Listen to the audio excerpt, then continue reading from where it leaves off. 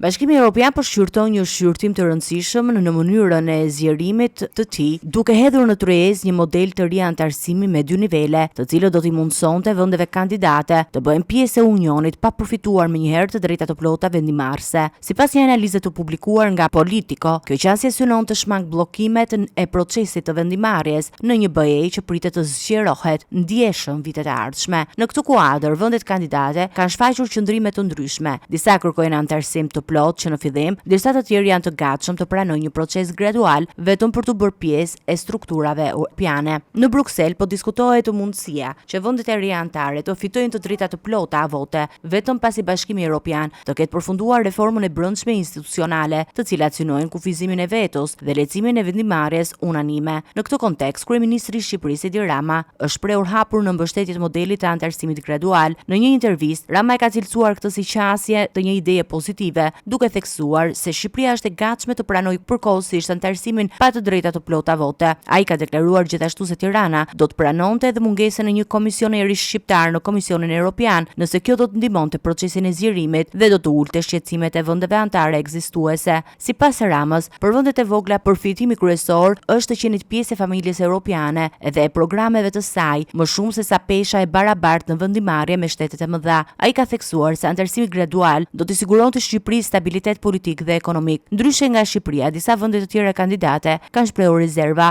Ukraina ka kërkuar antarësim të plot dhe pa kufizime, ndërsa Malizi, vendi më i avancuar në negociata, këmbgul se nuk ka nevojë për rishikim të kushteve të antarësimit. Moldavia, nga ana tjetër, ka kërkuar më shumë qartësi mbi detajet e këtij propozimi. Komisionerja për zgjerim ka bërë të ditur se propozimet konkrete për këtë model pritet të paraqiten gjatë muajve shkurt ose mars, duke paralajmëruar gjithashtu se Bashkimi Evropian përballet me presione të jashtme dhe faktorë destabilizues që synojnë të pengojnë procesin e zgjerimit. Plani për antarësimin me të drejta të kufizuara do t'i nënshtrohet edhe shqyrtimit ligjor për të vlerësuar përputhshmërinë me traktatet themeluese të BE-s përpara se të marrë formë zyrtare.